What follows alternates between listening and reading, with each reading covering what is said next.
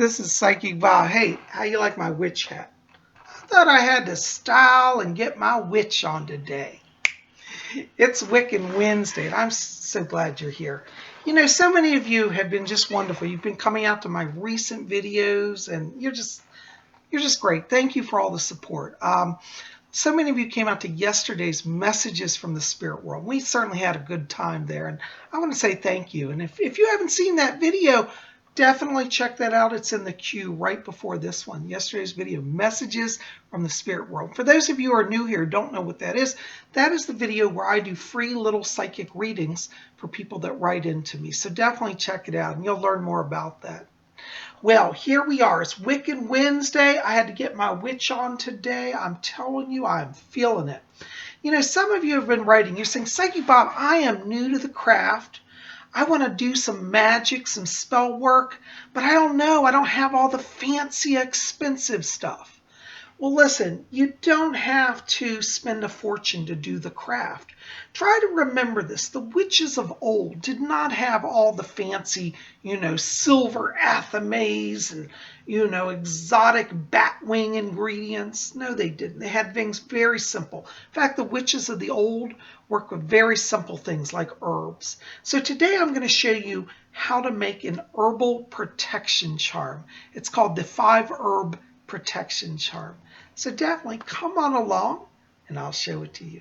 Blessed be.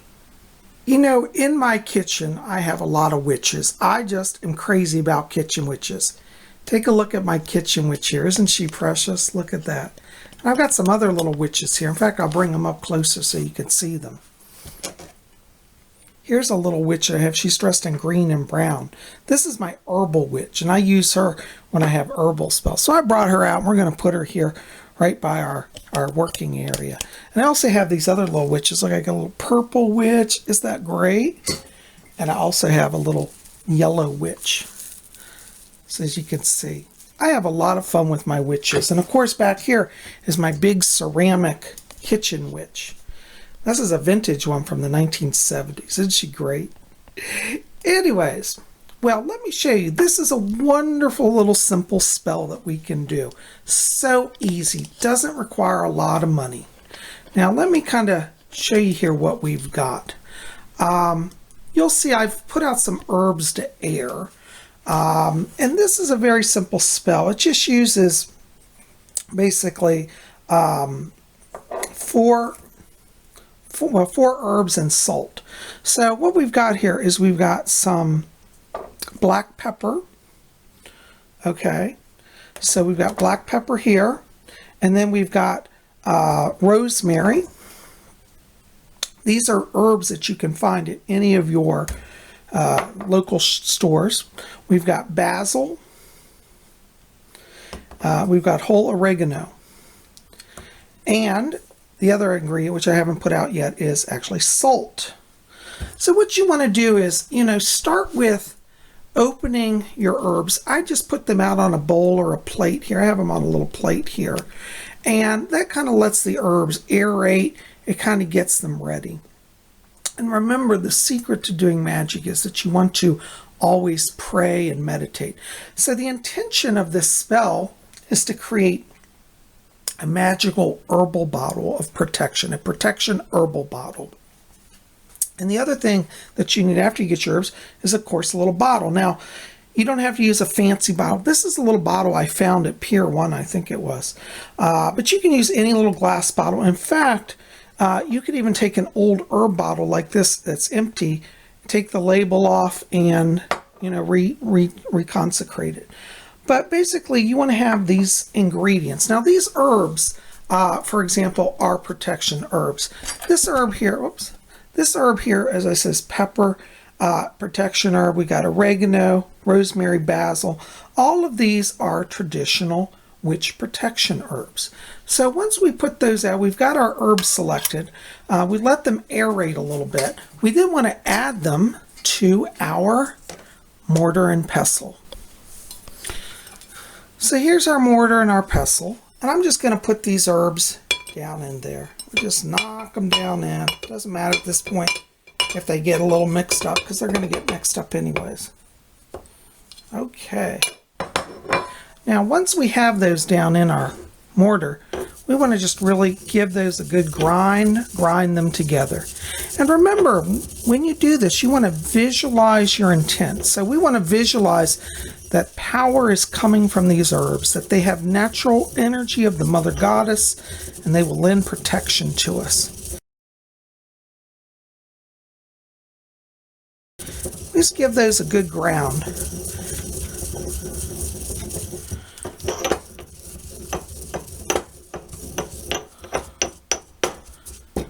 Just take your time with it. Meditate. We got our lovely little witch here watching on. There she is, our herb witch. And we're just going to grind those up. You'll see that you get a nice mix going there. And what you want to do also at this point, you can go ahead and add the salt in to your mix. Be generous with the salt. It's not going to hurt anything. So we'll just add some salt in here. And as you can see, we've got some salt, and we're just going to start to grind that in and mix that in. Salt has traditionally been a purifying herb, so it's very powerful in magic. Combined with the pepper, wow, it's a force you can't stop. As you can see, just grind that up, and we've got a nice kind of soft mixture. You can take your hands and feel it. It should feel kind of light and powdery. Be well mixed, okay? Real simple. Now, as you're working on this spell, remember you want to keep your mind on sensing the power of the herbs, visualizing the protective energy that will be generated through this spell. One of the things that you'll discover, and this is something that many people who do herb magic realize, is that while you're working, it's almost like the herbs talk to you. They say, I need a little more of this or a little more of that. And so if you get an inspiration that you need a little more, for example, oregano or maybe some rosemary, or any herb that you're working with, honor that intuitive process. Honor your intuition. That inner voice is very much oftentimes your higher self or the spirit guiding you. Oh, there's our little herb witch. She's so cute.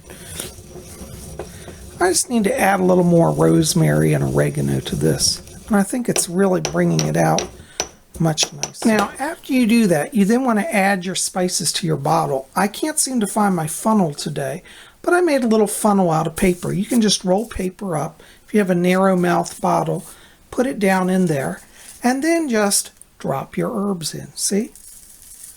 And they will flow down the chute into the bottle. So you just want to do that. And as you do that, again, meditate on what you're doing. So these are herbs for protection. So we're just going to keep on meditating on that. And we'll just start to fill our bottle. While you're adding herbs to the bottle, you may find it helpful to use a spoon to fill the funnel. I find this to be more efficient this way. We can just keep filling our bottle.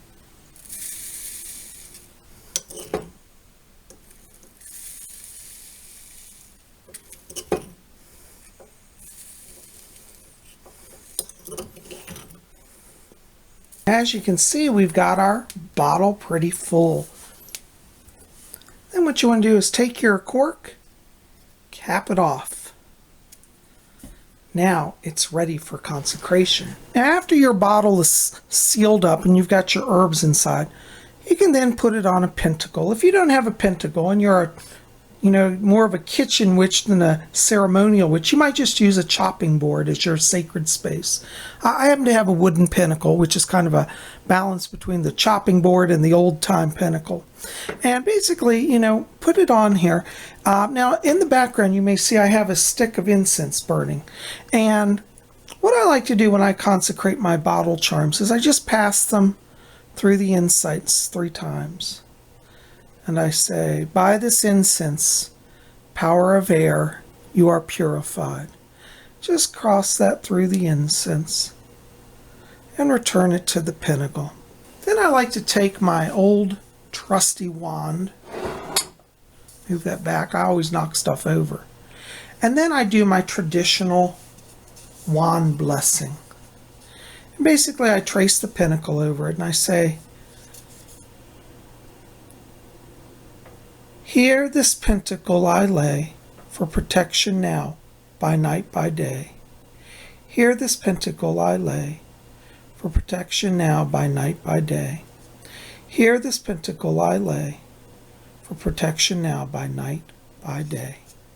So mote it be. And you see, that's all that you have to do to consecrate your little charm bottle. And now you have a wonderful, powerful charm.